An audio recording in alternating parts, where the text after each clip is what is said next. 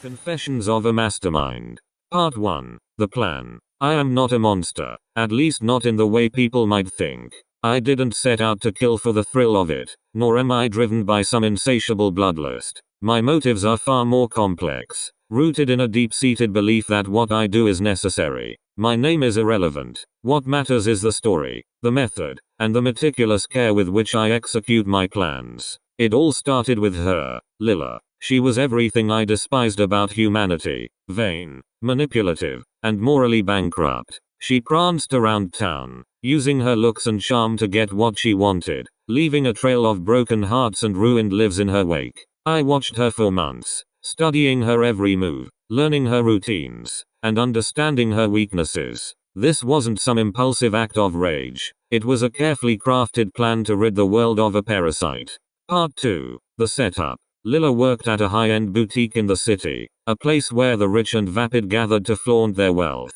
She lived alone in a penthouse apartment, a gift from her most recent conquest, a married businessman named Richard. He was a convenient pawn in my game, one I would use to ensure my plan went off without a hitch. I started by planting seeds of doubt and jealousy in Richard's mind. It wasn't difficult. He was already paranoid about Lila's fidelity. A few well-placed anonymous messages and staged encounters were all it took to push him over the edge. I watched from the shadows as their relationship unraveled, each fight bringing me one step closer to my goal. Part 3. The Perfect Alibi. Creating the perfect alibi was crucial. On the night I planned to kill Lila, I attended a charity gala downtown. It was a black-tie event, filled with the city's elite, and I made sure to be seen by as many people as possible. I mingled, laughed, and even had my photograph taken with the mayor. No one suspected a thing. I left the gala early, citing a sudden headache, and made my way to Lila's apartment. By now, Richard would be on his way to confront her, fueled by the lies I had fed him. I knew he would arrive in a fit of rage, and I planned to use that to my advantage. Part 4. The Execution. Getting into Lila's apartment was easy. I had copied her key weeks ago, another piece of my meticulous preparation. I slipped inside, my heart pounding with anticipation. The place was dark and silent, the only sound the steady hum of the city outside. I waited in the shadows, my gloved hands gripping the cold steel of my knife. It wasn't long before I heard the sound of the elevator and the unmistakable click of Lila's heels on the marble floor. She entered the apartment, completely unaware of the danger lurking within. Before she could turn on the lights, I struck. The blade sliced through the air, finding its mark with deadly precision. She gasped, her eyes wide with shock and pain, and then she crumpled to the floor. It was over in seconds, clean and efficient, just as I had planned. I left the knife next to her body, a deliberate move to implicate Richard. I knew his fingerprints would be all over it, thanks to the little accident I had arranged at his office earlier that week. As far as the police would be concerned, it was an open and shut case of a jealous lover driven to murder. Part 5. The Aftermath.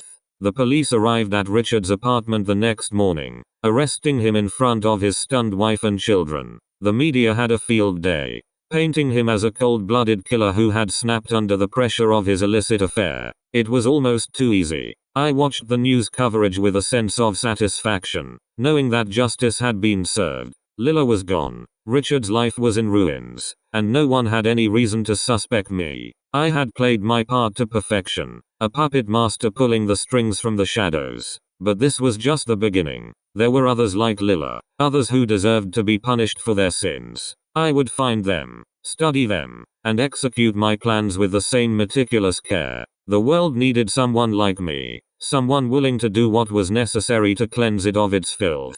Part 6. The Next Target. As I savored the success of my first kill, my mind began to drift to my next target. Emily Thompson was a rising star in the corporate world, known for her ruthless tactics and cutthroat ambition. She had clawed her way to the top, leaving a trail of ruined careers and shattered dreams behind her. I began my surveillance, following her to work, to the gym, to her favorite coffee shop. She was a creature of habit, her routines as predictable as they were mundane. It didn't take long to identify her vulnerabilities, the cracks in her carefully constructed facade. One evening, as Emily was leaving her office late, I approached her under the guise of a lost tourist. I asked for directions, engaging her in small talk to gauge her reactions. She was polite but distant, her mind already focused on her next power move.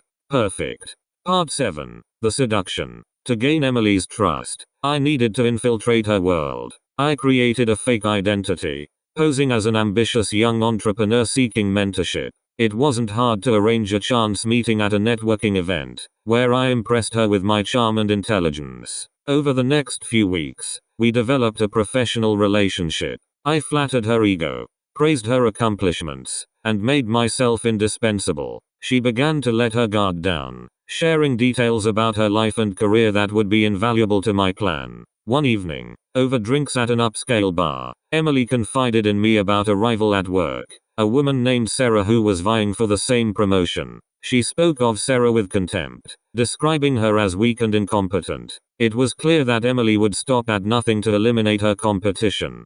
Part 8. The setup. I decided to use Sarah as the key to Emily's downfall. I began by planting seeds of discord between them, spreading rumors and creating misunderstandings. Emily's paranoia grew, and she became increasingly hostile towards Sarah, who was oblivious to the manipulation. Next, I orchestrated a series of accidents designed to undermine Sarah's credibility. Documents went missing, emails were mysteriously deleted, and confidential information was leaked. Emily believed she was orchestrating these events herself, unaware that I was the true mastermind. As tensions escalated, I prepared the final phase of my plan. I created fake evidence implicating Emily in a major corporate scandal, complete with forged documents and anonymous tips to the media. It was only a matter of time before the story broke, and Emily's world came crashing down.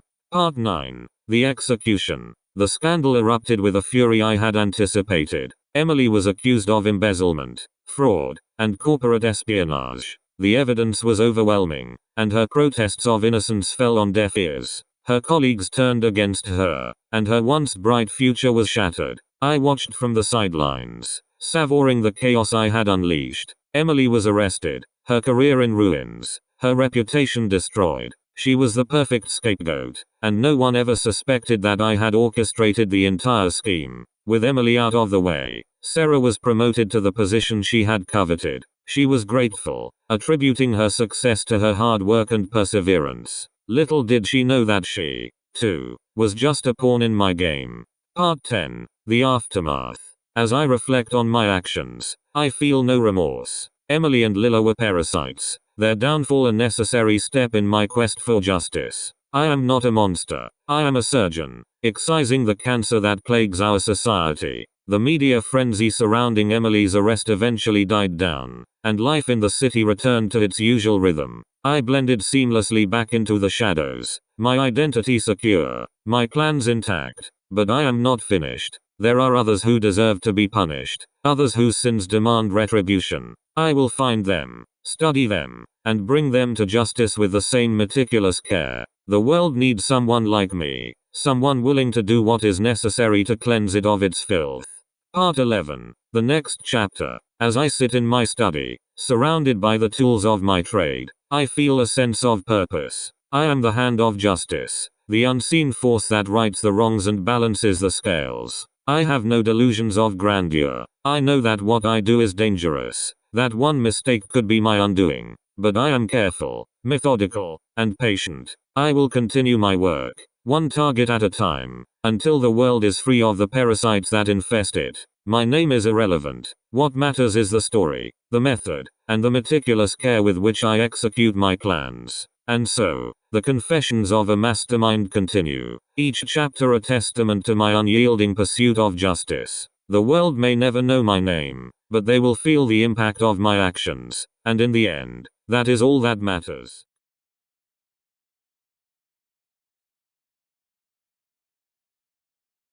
Share your thoughts below, don't forget to like and subscribe, and you can check out more videos like these, right now.